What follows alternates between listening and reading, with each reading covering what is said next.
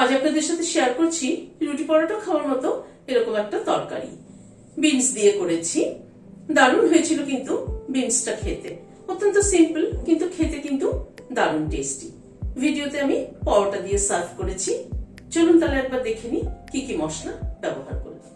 কিছু মশলা dry roast করে নিচ্ছি। এখানে শুকনো নারকেল দিলাম খানিকটা। শুকনো নারকেল যদি আপনাদের কাছে না থাকে তাহলে এমনি ফ্রেশ নারকেল কোড়াও দিলেও হবে। কয়েক কোয়া রসুন দিলাম, একটা কাঁচা লঙ্কা দিয়ে দিলাম। সবগুলোকে প্রথমে একটু নাড়াচাড়া করে নিচ্ছি। রসুন কাঁচা লঙ্কা এগুলো যখন একটু চটপট করে ফুটতে মানে রোস্ট হতে শুরু করেছে তখন খানিকটা বাদাম দিয়ে দিলাম, চিনে বাদাম, আর খানিকটা তিল দিয়ে দিলাম। তিলটা দিয়ে কিন্তু বেশিক্ষণ এই করা যাবে না, তিল কিন্তু ড্রাই রোস্ট করতে দিলে বেশ একটু চটপট চটপট করে ফোটে। কিন্তু গ্যাসের ফ্লেমটা বন্ধ করে দিলাম, দিয়ে এই শুকনো মশলাটাকে একটা বাটিতে তুলে নিচ্ছি। মশলাটাকে এই বাটিতে ঢেলে নিচ্ছি। হোয়াইট অয়েল দিচ্ছি।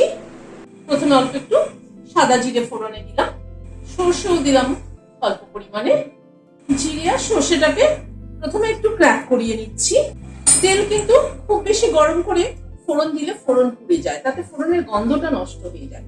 তেল মিডিয়াম গরম হবে তখন ফোড়ন দিতে হবে। ফোড়নটাকে একটু নাড়াচাড়া করে নিলাম। 1/4 চামচ হিং দিলাম। হিংটাকে দিয়েও একটু নাড়াচাড়া করে নিচ্ছি। একটা আলু ডুমো ডুমো করে কেটে আমি একটু হালকা বয়েল করে নিয়েছি, দিয়ে দিলাম। আলুটাকে প্রথমে একটুখানি ফ্রাই করে নিচ্ছি। আলুটাকে মিনিট খানেক একটু নাড়াচাড়া করে নিলাম। এখানে বিনস কেটে নিয়েছি, খানিকটা বিনসটা দিয়ে দিলাম। পরিমাণ মতো নুন দিয়ে দিলাম, হলুদ দিয়ে দিলাম পরিমাণ মতো। নুন হলুদ দিয়ে আলু বিনসটাকে আবার একটু ভেজে নিচ্ছি। একটু ঢেকে দিচ্ছি যাতে তাড়াতাড়ি সেদ্ধ হয়ে যায়। এখানে একটা হামাল দিস্তা নিলাম। মশলাটা যেটা ভেজে রেখেছিলাম মানে ড্রাই রোস্ট করে রেখেছিলাম সেটা দিয়ে দিলাম। মশলাটাকে কুটে নিচ্ছি। মশলাটাকে কুটে নিলাম। হালকা একটুখানি কিন্তু দানা দানা মতো আছে। মিনিট 4-5 মতো ঢাকা ছিল, ঢাকাটা খুললাম। আলু বিনসটা ভাজা ভাজা মতো হয়ে এসছে। একটা পেঁয়াজ কুচি করে নিয়েছি, দিয়ে দিলাম। এই কুচিটা একটুখানি মিহি কুচি হলে ভালো হয়। পেঁয়াজটা কিন্তু আমি আগে দিতে পারতাম, কিন্তু আগে দিলে না ভাজা হয়ে যেত বেশি। আর এই সময় পেঁয়াজটা দিলে পরে হয় কি পেঁয়াজটা হালকা ভাজা হবে এবং তরকারির সাথে মিশে যাবে, খেতে ভালো লাগবে। পেঁয়াজটাকে কিন্তু বেশি ভাজবো না, হালকা একটুখানি ভাজবো। আর যেহেতু মিহি কাটা সেই জন্য পেঁয়াজটা কিন্তু মিশে যাবে তরকারির সাথে। পেঁয়াজটাকে দিয়ে একটু নাড়াচাড়া করে নিলাম। অল্প একটু আদা কুচি দিয়ে দিলাম। আদা কুচিটাকে দিয়েও একটু নাড়াচাড়া করে নিচ্ছি। অল্প একটু কাশ্মীরি রেড চিলি পাউডার দিলাম, দিয়ে একটু নাড়াচাড়া করে নিচ্ছি।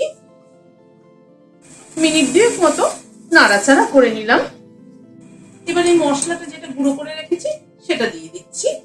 এটা যেহেতু দানা দানা আছে মুখে পড়লে কিন্তু দারুণ লাগবে। নারকেল বাদাম সবকিছু মিলিয়ে দারুণ লাগবে। মিশিয়ে দিচ্ছি। 1 চামচ আমচুর পাউডার দিয়ে দিলাম। 1/2 চামচ চিনি দিয়ে দিলাম।